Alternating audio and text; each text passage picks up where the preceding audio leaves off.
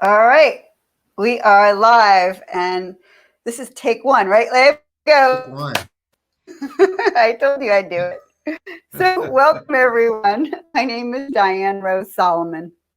I'm the founder of Animal Magic Films. That's me. And thank you for joining us for the 18th interview in the Science and Magic of the Human Animal Bond interview series. Be sure to like this video and subscribe to us on YouTube. And please join our Facebook group, The Science and Magic of the Human Animal Bond. We will be exploring many of the ways that animals help people and people help animals. It's a both and conversation where we all benefit from the bond. I know I have benefited immensely from my relationship with my pets and from a surprise therapy dog visit in the hospital years ago. I also experienced great joy watching other people heal from their interactions with animals, and I am in awe of non-companion animals like wild animals, farm animals, and more. But now we get to hear from you, people who are making our relationships with our pets, our communities, and our natural environment just a little bit better. So please welcome today my guest, Leib Dodell. Hi, Leib. Hello. Thank you for having me. Oh, it's my pleasure. He is a founding partner of Bar K. It's really nice to see you. And let me tell everybody a little bit about Leib, and then I have a bunch of questions. So, as I mentioned, Leib Dodell is a founding partner of Bar K, an innovative new business combining a fully staffed dog park with a bar, restaurant, and event space. I'm going to say this again, okay? This is an innovative new business combining a fully staffed dog park with a bar, a restaurant, and an event space. Oh my goodness, to create a joyful and unique destination for people and dogs. The initial Bar K opened in Kansas City in August 2018. And we will be talking about, where else going in a few minutes. And Leib has a diverse professional background. He served in leadership positions of multiple insurance businesses. He's also an attorney specializing in First Amendment and intellectual property law, and served as an assistant attorney general for the Commonwealth of Massachusetts and a law clerk in the United States Court of Appeals for the First Circuit. Wow, you've done a lot of different things. Leib That also happens has a when you get old. That I happens. You know, accumulate believe me, jobs. my list is long too. Leib also has a long history of volunteerism and community activism, having served on the board of directors of the Urban League of Greater Kansas City, a prominent civil rights organization, and other nonprofit organizations. He's also an active big brother and has been paired with his little for over 5 years.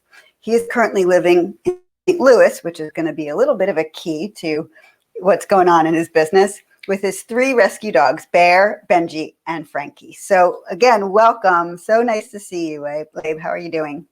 I'm good. I'm happy to be here. Thank you for having me. It's Oh, it's, excruciating. It's excruciating listening to your own bio being recited, though. But thank you oh, for it's that intro. great. It's also nice because you're so accomplished and what you're doing now is so cool and so exciting. I want to learn more about this, and I think other people do too.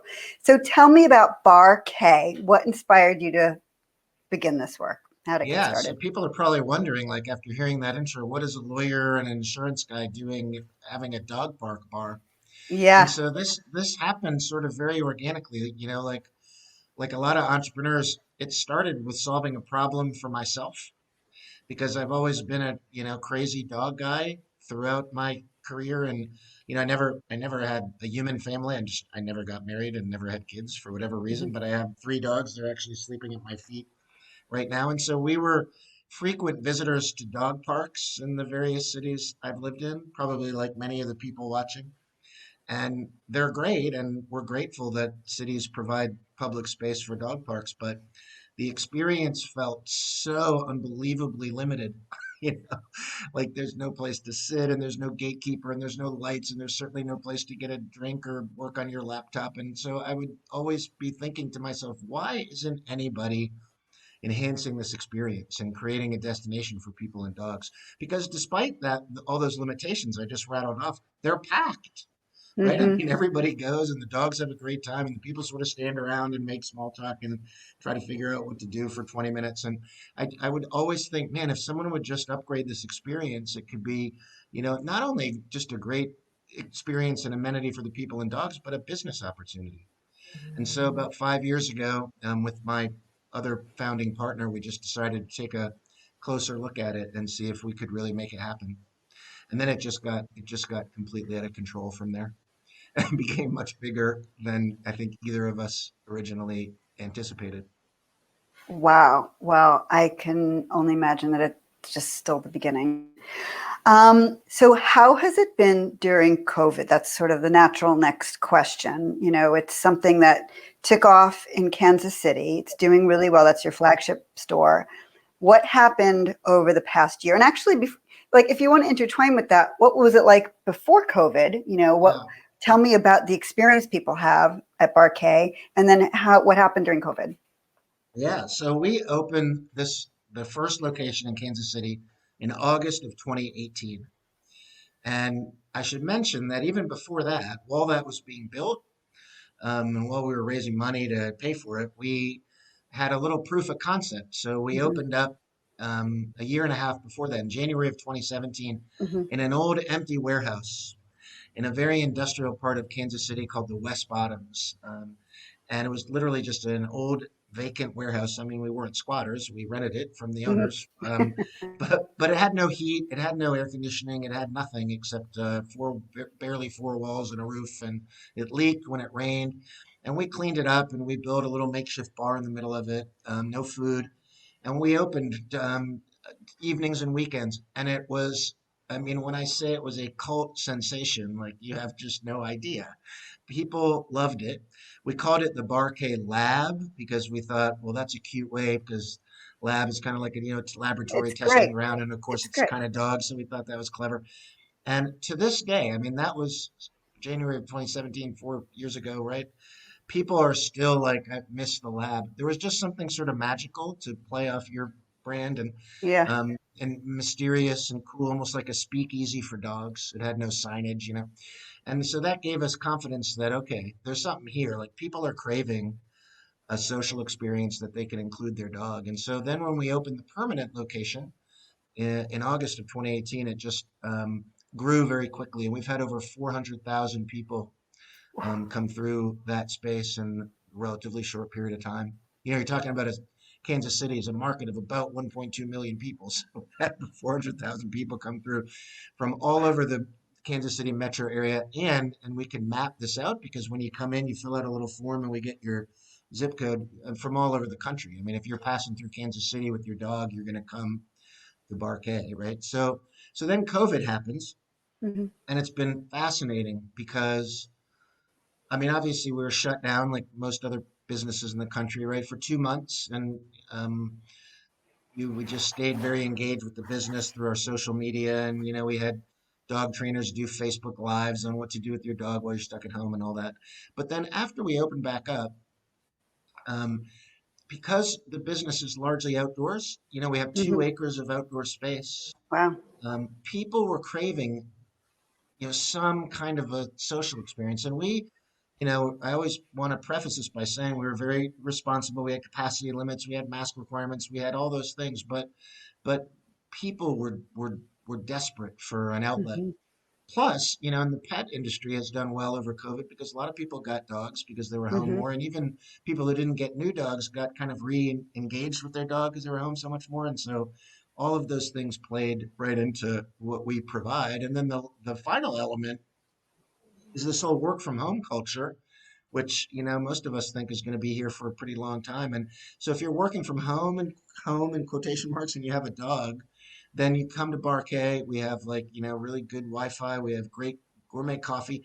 You bring your dog and your laptop, and you can just park it at Barquet for a couple hours. So all of these things sort of rolled up by accident in our favor, and so we actually grew in 2020 over 2019, which is sort of astonishing in the hospitality business. Amazing. So let me get a little bit more of a visual about like what my experience could be like. And of course, on any different day, I might want a different experience at Bar K, but I can just go and be in the dog park with my dog, and that's it, right? Or what are some of the other alternatives, like choice B would be to be indoors and my dog could be outdoors? What are some of Yeah, the there's scenarios? so much going on. We have a video called the Barkay Experience. Actually, I think if you go to YouTube and you just put in the Barkay Experience, hopefully you'll find it. But yeah, you can be outside. The park is huge. It's 2 acres. There's all kinds of creative dog play equipment there. Like, we weren't so blown away by the dog play stuff you can find online, like Hmm. little green hoops and stuff. It didn't seem to us to be like what dogs want, Yeah. so we designed and built our own play equipment. There's a Doggy Jungle Gym. Wow. There's what we believe to be the world's only dog rock climbing wall, which we did in partnership with a local rock climbing club called ROKC in Kansas City. And each side of this structure is a different degree of difficulty. And people, like there's one that's sort of double black diamond on the backside that only some of the border collies can get up and down. And then there's like an easy one on the front side that even the Bassets can get up and down it.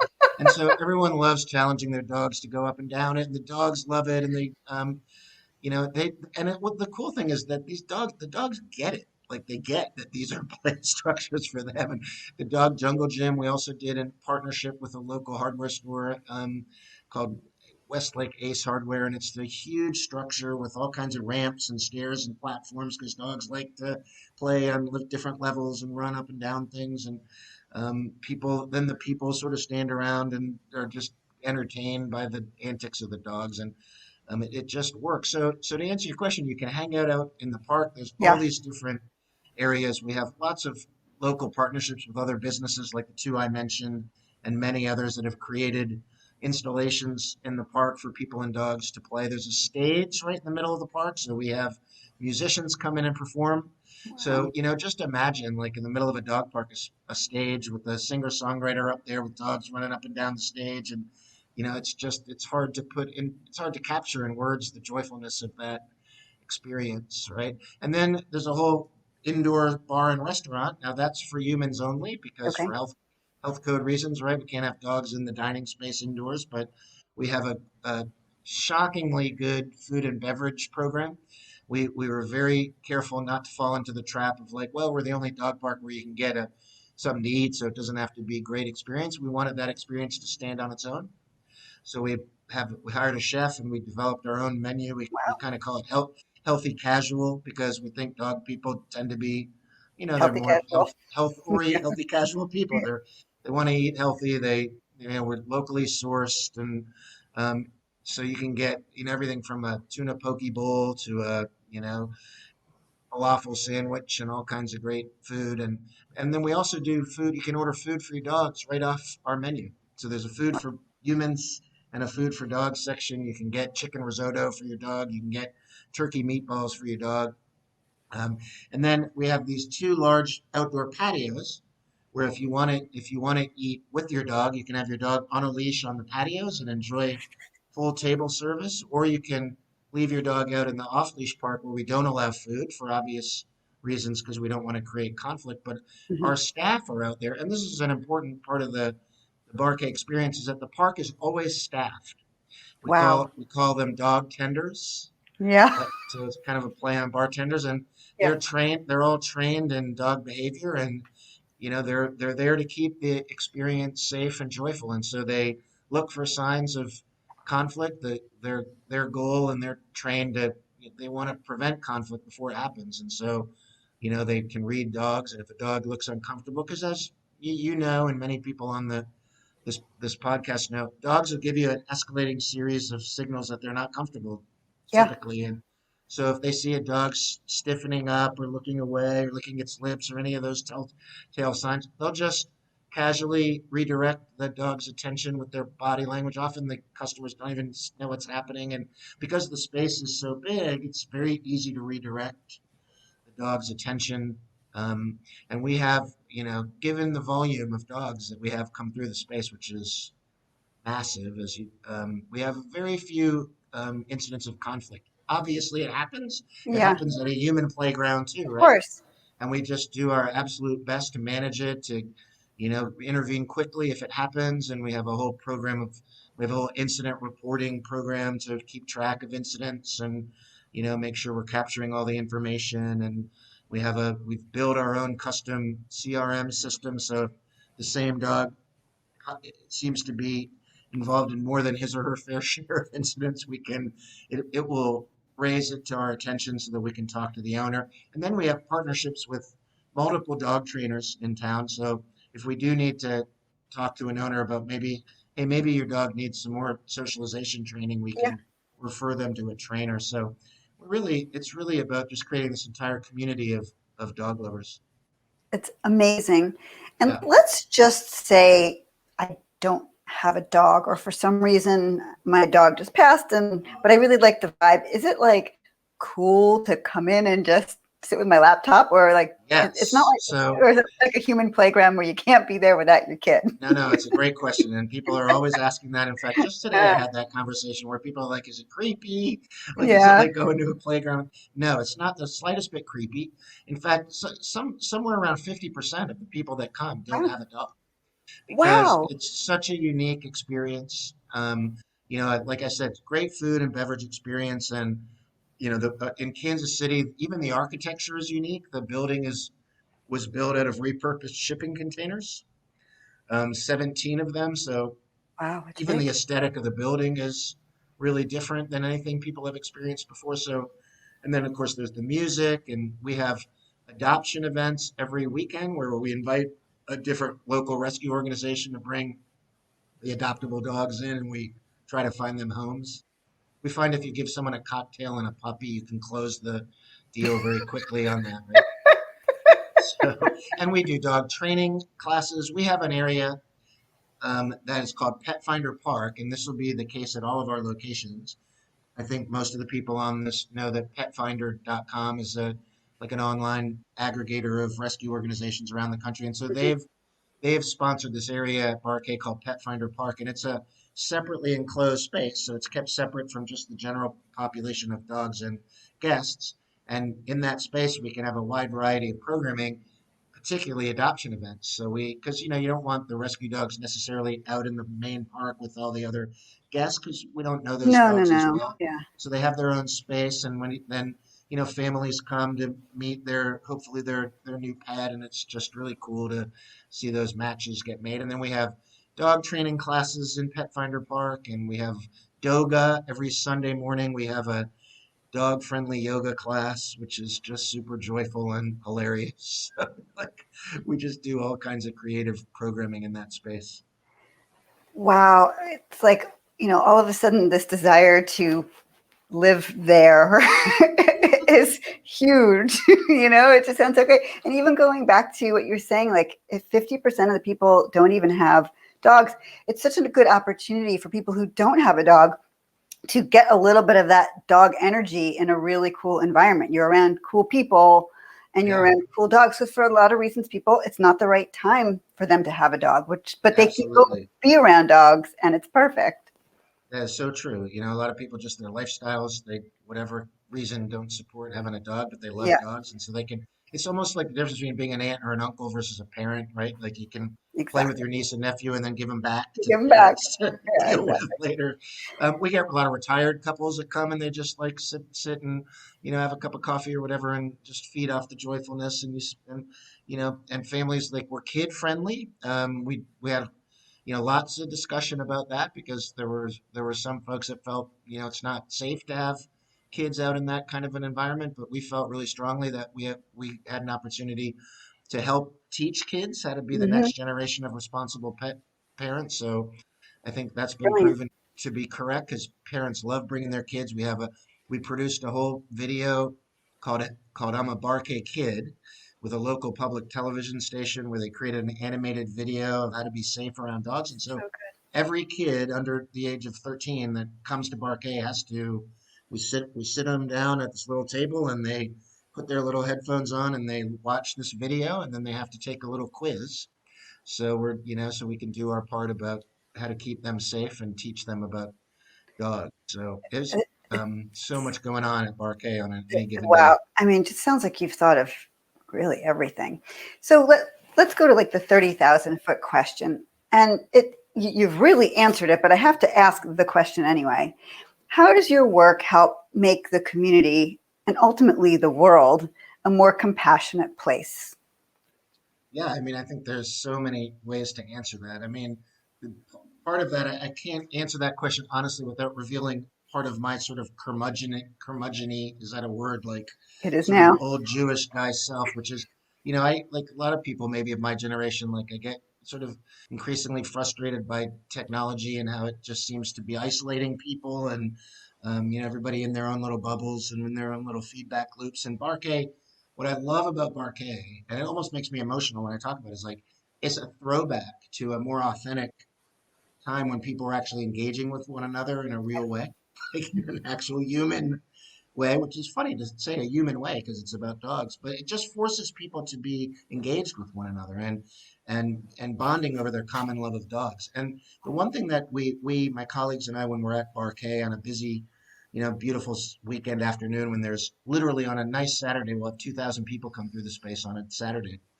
And what you do not see at Barkay is this. Hmm. Like nobody has their nose in their phone unless they're taking a picture or something because that's just not the vibe at Barquet. It's about being present. In fact, we have a sign that says park rules, and the first rule is says be present. You're present and you're engaged, and I just think that's really important. And that's what I love about the business side of Barquet is that's counter-cyclical. Like everybody wants to build the new killer app, and we're like saying no, we want people to play in the dirt with animals. Yeah, that's Um, so, great. so I do think that your question is well taken because I do think we have a role to play in just making the world a better place. Plus, reuse and repurposing is a big part of our business model. So at Barkay, we're on a piece of land that was previously just a wasteland. It was literally a dump. It's under a highway, literally under a large highway bridge next to a railroad track. And we were able to take that, and it was owned by the city, and it was just sitting there underutilized. And we were able to convert it into this beautiful community meeting place. And that's kind of our strategy and other markets that we'll go to is help us find a piece of dirt that, can be revitalized and turned into an amenity for the community.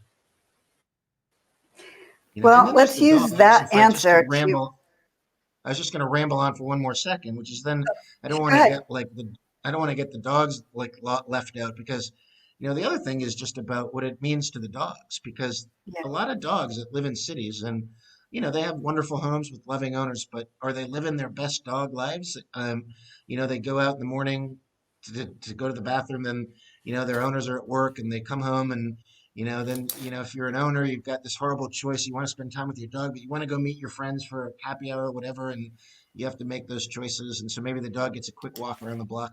Well, what we provide is this little urban oasis where now the dog can go out and do what dogs love to do, which is run and jump and engage and smell and lick and try. And so I do think we have a role to play in just improving the lives of dogs, especially dogs living in urban environments. Well, you don't have to leave the dog home when you go on a date anymore. You can bring the dog on the date. It's That's it's for sure. it's really quite it's I'm just overwhelmed at, and excited about this whole project. What I was going to say is let's segue into your expansion plans because I know you're expanding. I know people in California asked me this morning when they saw that I posted that I'd be speaking with you, and they're like, please tell me that this is here. And I said, it's not, but tune in to find out where you are. Currently, you're open in Kansas City. What's next? Tell me, what's Yeah, next? so I am sitting right now in, I think you said in the intro, in St. Louis, Missouri. Yes. I moved here 2 weeks ago because we are getting prepared to open now our second location, which will be here in St. Louis, which is St. Louis is about 200 miles east of Kansas City, as most people know.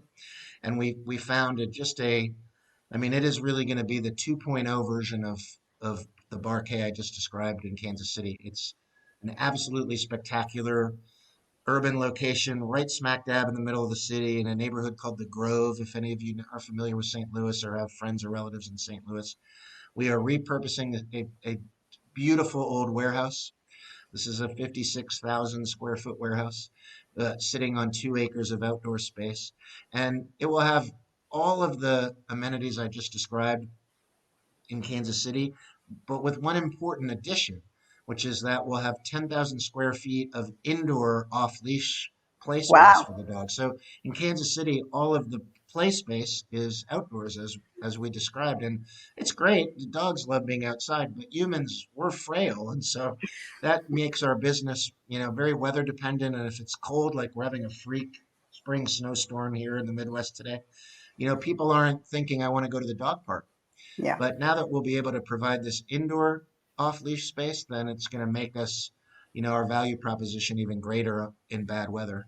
So this location will open in October of this year. Wow. Cannot wait. It's going to be incredible. Excitement is already building here in St. Louis. You can feel it. And then we have our next location in development, which will be in Oklahoma City, where we have 2 acres of land on the riverfront in Oklahoma City in an area that they call their boathouse district, which is also going to be absolutely spectacular. So by this time next year, we will have 3 locations up and running, and we'll be off to the races. Wow. And then are there plans to go farther out of the Midwest, There maybe, are, so that there those of are. us on the coast Um, might be able to? well, yeah. So to your friends in California, I mean, look, I moved to Kansas City from San Francisco, where I lived and loved it for many years. So we would like nothing better than to be on the West Coast. But it's all about land. Yeah, yeah. We need a lot of space to make this model work. Having a minimum of 2 acres is it's critical to the business model because it's enough space for the dogs to spread out and then relax and not feel that they have to be in conflict. And then that allows the people to relax, and that just makes the whole experience work. So like I say to everybody who asks me that question is find us 2 acres and we'll be there. Okay. We would love to engage with, city planners, urban renewal folks, and help us find suitable pieces of property. The awesome thing about the business model is like we don't need to be in like the cool, fancy neighborhood. Like we want to be kind of on the urban frontier. Dog people will find us. Everybody hopefully on this podcast knows, like if you're a dog person, you want to give your dog the best experience, you won't hesitate to toss your dog in the car and drive 20, 30 minutes Yeah, to go to the best for sure. park. And so, we just need to find a space that's large enough that has the right, topography. It's got to be safe for people. And, a lot of our customers are young people, a lot of women, a lot of single women that come with their dog. And so obviously it's got to be, people have to feel safe. It needs to be centrally located. It needs to be probably off a highway, but it doesn't need to be in the fancy part of town. And we don't want to be in the fancy part of town. We want to be, a little bit off the beaten path. So we Yeah, are definitely in the market for opportunities. So anybody who has ideas, I welcome you to reach out to me. I great. think you can find me on the Bark website. By the way, all of our social and our website, it's all Bark Dog Bar. So if you're looking for us on the web or on Facebook or And Instagram, I'll be everything is sure to have all of your links, where we post this afterwards, so people will be able to find you for sure. Before we say goodbye, Leib, because this is amazing, I'm so glad we got a chance to speak, because everybody who hears this is going to say, wow, wow, wow, I just know it. Do you have anything else you want to share, or any favorite stories that you have in mind, or anything else before we sign off? there's so much to talk about. I will end with one thing, which is, one of the things that we always felt Barkay could do for the community. I mean, you asked me about how can we make the world a better place, is use our common love of dogs to sort of bring people together and break down barriers. And so, we've really worked hard to create a diverse and welcoming environment. One of my favorite shirts, by the way, you notice this is one of our Barcade shirts, Bring your bring own your own dog. dog, right? I love So, but we have another one that says coexist. it. And, Yeah, we've all seen the coexist bumper stickers with the yeah, religious symbols, which is great. And so, but our coexist has, the O is a paw print, but then it's got like every different shape and color and size of dog and person. And great. that's the experience that we want at Barquet. It's just a welcoming space for creatures of all, colors, shapes, sizes. And so we've done some work on that to try to make it an even more diverse and welcoming environment. There are a lot of unfortunate inequalities in pet ownership among different demographic groups. I mean, it's just well documented. Like I think it's 47% of white households have a dog, and it's something like 26% of black households, which is Wow. really sad and unfortunate, and it's just a product of all kinds of historical inequalities. But it's heartbreaking, right? Because we all know the impact that pet ownership can have, especially on kids. Hmm. Self-esteem, personal responsibility, mental and physical wellness. And so there are a lot of kids that are missing out on that. So we're trying to do our part to help that. We formed a Black Dog Lovers Club to just try to create a social environment for African American pet owners. We teach a pet education class at Barcade to kids from underserved communities that may not grow up with the same culture of pet ownership. So, again, it's just sort of endless what we can do with this platform for the community. It's amazing how our dogs as pets are really transforming the world. And I just, my Absolutely. hat's off to you, Leib, because what a brilliant idea, brilliant execution. I'm so excited for the people in St. Louis and Oklahoma City. They have no idea what's coming. And Oh I'm, yeah, it's I'm coming. jealous. I'm so jealous. Anybody who's driving across the country, stop at Bar K if you're not already in Kansas City or any of these other towns, and check it Well, out. I thank know you. I can't wait to come visit it personally myself and see it with my own eyes. So Yeah, we thank can't you so wait to much. have you. So we were talking about where people can find you. Let's see, barkdogbar.com. That's right.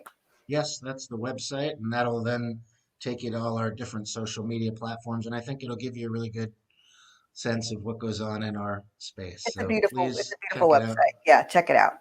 Wonderful. Thanks, Leib, so much for joining me today. It's been Thank really you. a pleasure. It's my pleasure. So before we go, a few quick announcements.